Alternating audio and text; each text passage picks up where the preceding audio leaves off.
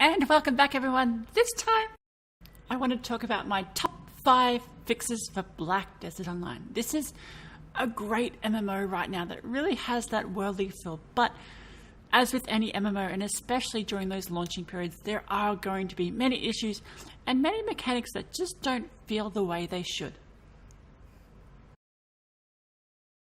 The first I'd like to talk about is cosmetics.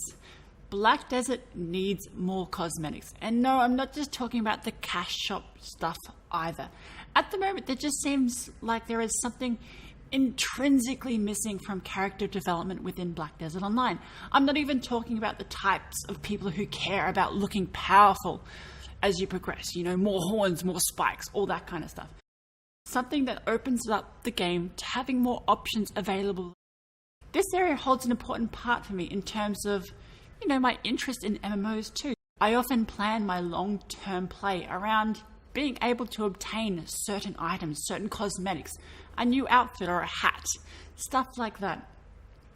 Just simple things that make you feel good and make you feel good about your character.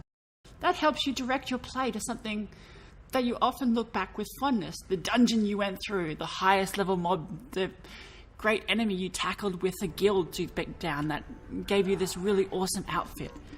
That kind of stuff is amazing to have in the world, and the lack of it really hurts my interest in Black Desert. There are a few outfits out there to obtain, most of them linked to the life skills of gathering and crafting and that kind of stuff, but in terms of actually things out there to explore and gather and find, there is a distinct lack of them out there. I don't know why at the moment, but it's one of those things that makes me feel far less connected and interested in my character.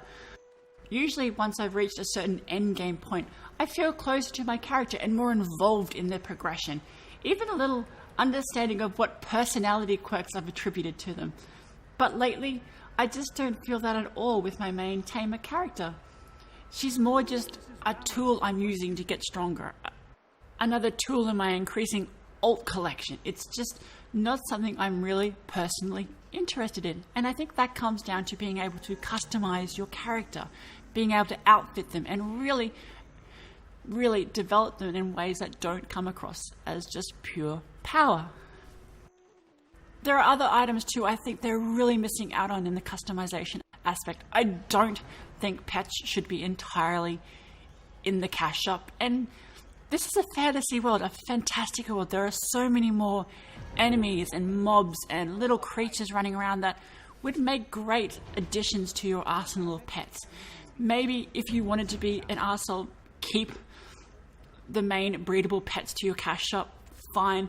But just let there be others out there that you can capture, that you can grow, and you can just progress with as a character, as an account. And for God's sake, no more fucking stripper plate armor. This is a pathetic stereotype that keeps getting perpetuated in MMOs. Yes, some have a lot of options beside that, and that is great. But it feels like in Black Desert, this is the only option with so many of these classes. I'm looking at you, Valkyrie. The next one is player trading. And I'm just going to say that whatever war Dawn was trying to wage against the botters and gold sellers and whoever else that was hacking into the game, they've probably lost right now. There are a wealth of hacks that grab items off the marketplace insanely quickly to relist them later. There's bots out there collecting resources and all that kind of stuff. It's not stopping them, and there's certainly not stopping the chat spam.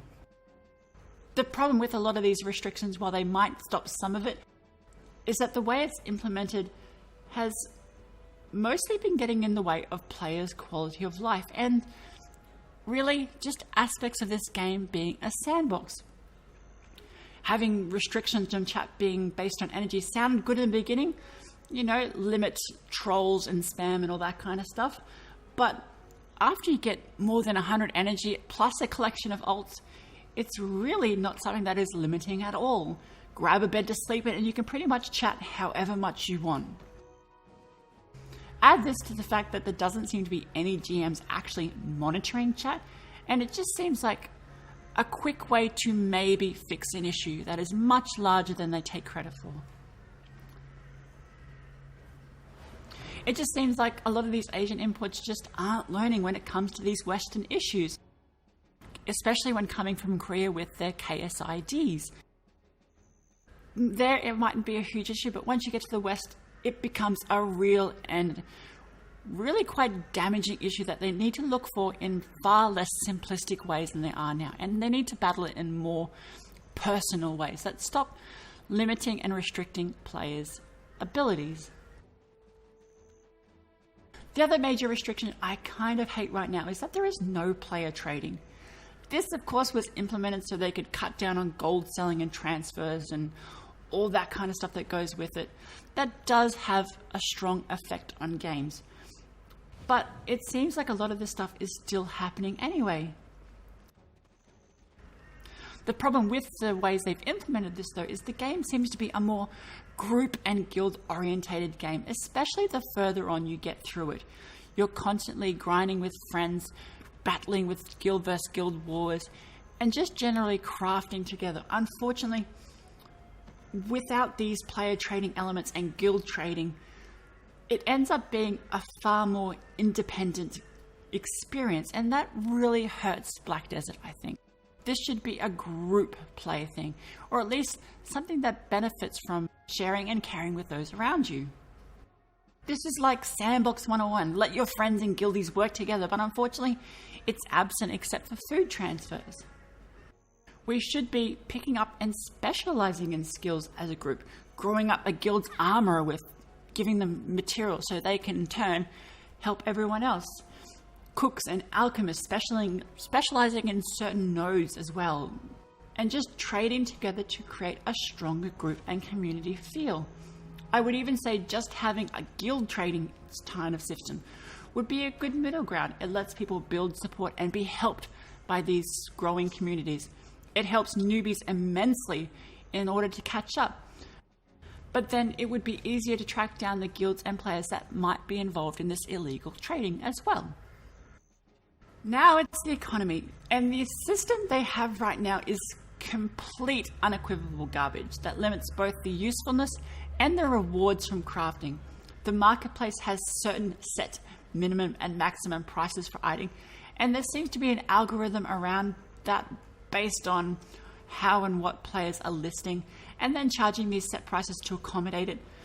Unfortunately, the system has resulted in a situation where the maximum price for items just isn't profitable sometimes. Just a few people listing at minimum is enough to throw the balance out of whack, making the price further fall, yet it seems way too long to make it rise when people are listing high. I get that it was trying to balance the supply and demand of the market, but the way it's doing it is faulty, as items that are rather rare and that sell almost immediately upon placed upon the market can only be listed at rather minimal prices. The demand for them is there and extremely high, but unfortunately can't list at a price that reflects that. Personally, I think the set price either needs to be fixed and the margin greatly expanded, or it needs to be scrapped altogether. Weirdly, it's also a system where it seems more profitable to sell the raw materials rather than the crafted item, which makes no sense considering the time, the workers, and the energy that might have gone to actually craft the item. Part of this is the ridiculous set price systems, but I believe there are a few other balance issues there that haven't been accounted for. First, in KR, quite a few of the life and gathering skills don't actually require energy to complete. Here though, you are limited by how much your alts can do. The cost of energy should increase the price on objects. How much you put in should be reflected on the end price. Ingredients like milk that cost a lot to gather on their own should be set far higher than they are, yet the pricing on those minimum maximums doesn't reflect this in the slightest, which is probably why you never see such stuff listed, as it's just not worth it. Another huge issue is the current tax on marketplace sales, and I believe that ranges from 30 to 40%. This is probably even going to get higher when guilds start controlling nodes and towns, as they will be able to put in their own tax rate on top of this. That is basically half the entire earnings of an item, and often enough, the entire profit margin on certain crafted things. It makes no sense to craft this much, to completely hamstring crafters to meager earnings, even though they have spent the time and effort making such things. It limits what's available on the market, as so many items just aren't worth crafting to sell, and so that leaves you trying to complete the entire process on your own, from gathering to crafting, for just a single item. The problem is, again, linked to the KR build, where they have this high tax rate, but for non-subscribers only. If you do have a sub, it's a minimal 10%.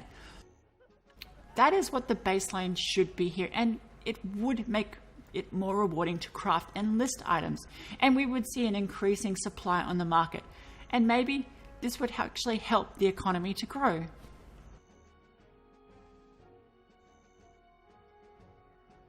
The next big fix I'd like to see for Black Desert Online is, of course, server optimization and just how well the client works in tandem with it. Right now, there have been numerous problems with the servers, both disconnecting constantly, servers going down, and extreme lag issues at time. Yes, I get that Dorm didn't expect the amount of people that actually came in on release, but it's been a long time now, and this stuff should be getting a lot better than it actually is. Now, they did open a lot more channels, and I actually wouldn't want to see more channels open up just because it hurts that guild versus guild kind of play, but they really need to do something to improve these servers. They do run better than they are now. There is a big problem as well with just how well the server and the client communicate together. I think the biggest issue I have with the game right now is just the desync in PvP combat. Now, a lot of people won't get this as well with, lower pings being in the US, but for those of us not in the US and playing on US servers, with ranging from 200 upwards ping, it makes a huge difference to both combat and PvP. When you're fighting mobs, it's kind of okay. Sometimes they might move around a little bit while you're fighting them, rubber banding slightly all the time, that kind of stuff. But this issue really comes out in PvP, where you sometimes think an enemy is not actually where they are. So you might enlist certain twitch close range skills to actually grapple them or do something else, and they will miss entirely because the enemy may be to your right or left or behind you. Same ways with their own skills. On your screen, you might see yourself dodging one of their big hitting skills or grapples or knockdowns, yet you'll get rubber banded straight back to the position where you're on the ground getting absolutely nailed. That stuff is really quite frustrating to see in PvP, and it really limits the twitch-based skill aspect of this combat. Yes, it's a great system. I like how fluid and action-oriented it is, but it just doesn't work the way it's supposed to when you actually have a little bit higher ping than they expect. Like one of the issues right now with my tamer, I've been trying to learn the void travel mechanic. It's quite twitchy, activating that void mechanic, then quickly animation cancelling with bolt and jolt, evading away, and the actual void will travel with you and then start activating where you stop. For me though, even when I get that timing right, it actually makes the skill not activate at all, except it uses the same mana count, which is really quite disappointing. You want these kind of twitch aspects to work. You want that skill and ability to shine through in your play, but unfortunately that's just not how it is for those of us with higher ping right now. There have been a lot of weird disconnect issues for me over the time from release. Yes, this has gotten a little bit less now, but there were periods there where I was disconnecting at least every 5 minutes during those peak hours of play. I've got friends now who are constantly disconnecting as well, sometimes for hours on end. And then there's these weird spots on the map where if you actually get trapped in them, it will immediately boot you out of the game. One of them right now is near the Valor hotspot. And once you're in those little black spots of server disconnect, it's extremely hard to get out. It's really quite disappointing to see there's so many issues with their server technology right now. And being how action-orientated this game is, I think it will really hurt it in the long run. My other big fix for Black Desert Online is the world bosses. Not just the world bosses themselves, but any bosses in general. Now, the mini bosses you do get in those packs of mobs out randomly in the world, they're kind of okay. They have a huge amount of hit points. They hit very hard, but their animations aren't too bad to control and work around. The world bosses, though, are an absolute shit fest right now, especially for those of us not in America. I think even Americans have a huge amount of issues with these. The world bosses right now are very popular, with people trying to vie for specific gear that drops off them, very important gear that drops off them. So whenever you get a world boss popping up in whatever channel it is, you will immediately be swamped with 30 plus players all spamming their effects on the screen. This has a dramatic effect on server functioning. Slowdowns, disconnects, extreme lag in those areas, and just skills not activating as they should. Couple this together with bosses that have some really obtuse one-shot mechanics, like the tree right now. From my point of view, I can't even see when he's holding a stone, let alone throwing the stone. Yet that is a one-shot mechanic you need to avoid in those circumstances. Kazaka right now is my greatest nemesis, who constantly one-shots me during these things. Yes, I get staying behind him and dodging those big hitting skills, but unfortunately for me, I often don't even see those skills coming, especially when the servers are lagging under the strain of so many players hitting these enemies. Couple this together with a gigantic mob and trying to butt trail them while numerous amounts of effects are going around you, and you often can't see these really quite hidden skills activating first in that split second that you need to actually avoid them when you are higher ping. It's really quite frustrating to see, because you're constantly dying through these, and if you are above those 50 ranges trying to actually go up those levels, it takes a huge hit to your experience. Right now, I've taken to just going to those bosses when I've actually just hit a level. That way I can't lose experience, but you're also losing those really valuable stones you have on you. It's just disappointing to see how basic these mobs are, and how utterly frustrating they are to play, especially for melee players. All those one-hit mechanics are mostly close range. Ranged classes have it easy, just spamming away from behind, well away from danger most of the time. For those of us melee and on high ping, it's just a terrible, terrible mechanic and terrible, terrible boss design. It's hard to say, but I think they should be taking other mechanics from games. The bosses in WildStar, especially those world bosses, were actually a lot of fun and worked reasonably well when there are a lot of players on the screen.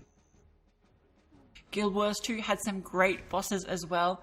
Maybe tone down how dramatic they are with how many players are required to complete. But just have a greater range of mechanics that players can get involved with to actually beat these bosses. Mechanics that are more open to interpretation, that are easily seen and recognized and avoided if they are a one-shot. Mostly, I just think these one-shot mechanics should be avoided. I'm over 130 DP now. I'm still getting one-shot by these mechanics. That is ridiculous. There is no learning required here when you can't even see the actual hit coming either.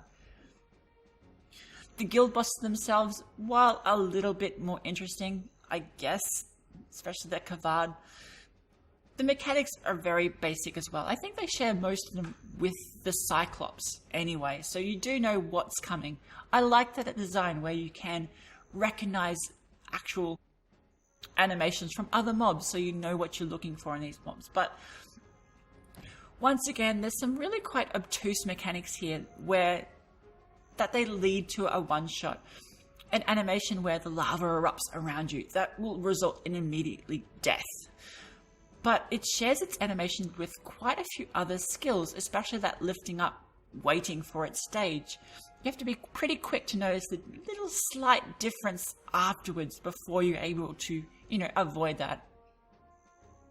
But mostly, these are just very basic bosses, and they need to be something more there. It needs to be something more interesting to players to actually fight, rather than just a huge hit point sponge.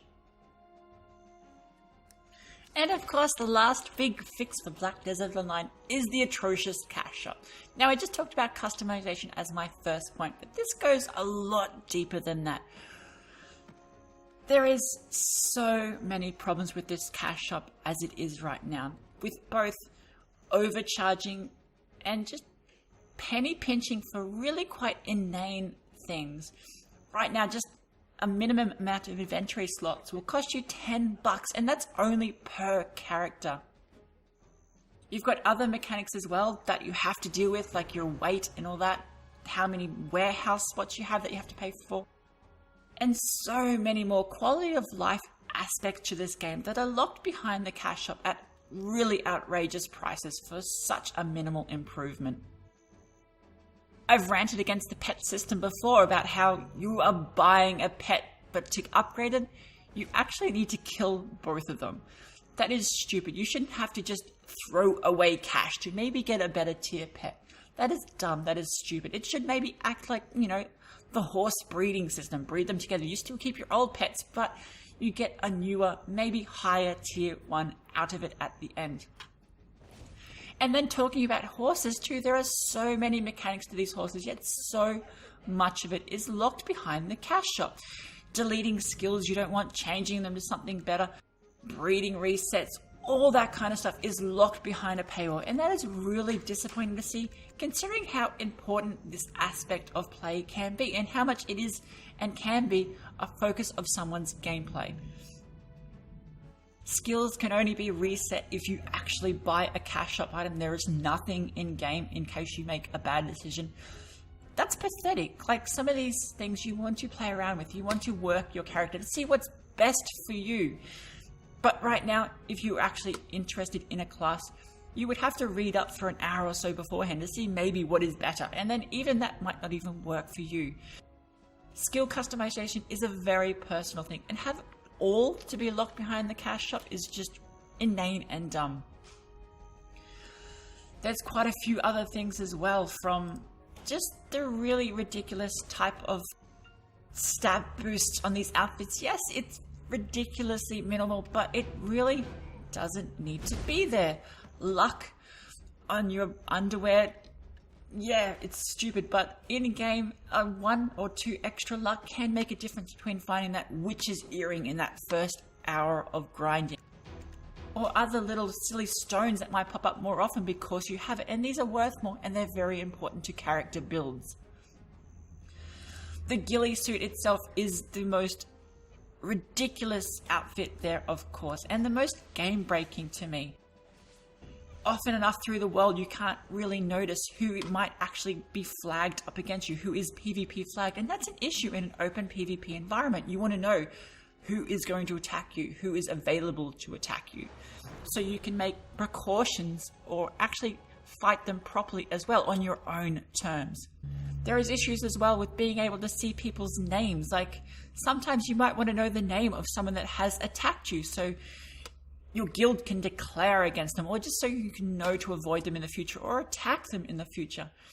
And then even when you're in the guild warring system, where yes, these ghillie suits do glow red in those situations, but sometimes that can be a little bit hard to see. But mostly it would be nice to actually see the names behind these, especially in a guild war situation, so you can focus target on specific people, know who to avoid, know who is their squishiest character. All those strategy elements are thrown out the window because of that ridiculous ghillie suit.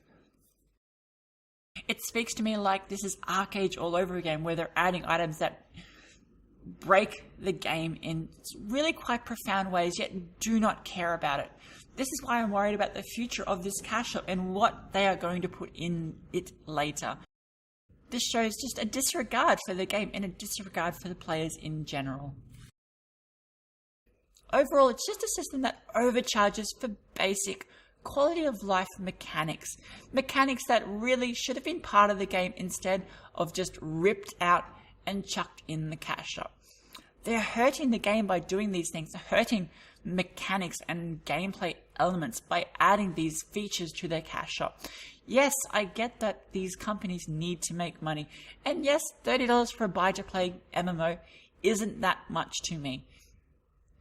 But it's just disappointing to see that they've gone this route with the cash shop, with so much locked behind a paywall and mechanics so hindered because they wanted to put more in there. And yes, they have said they are improving it in the future, looking at ways to minimize those restrictions, minimize the pain of that cash shop, and adding more things people actually want to buy.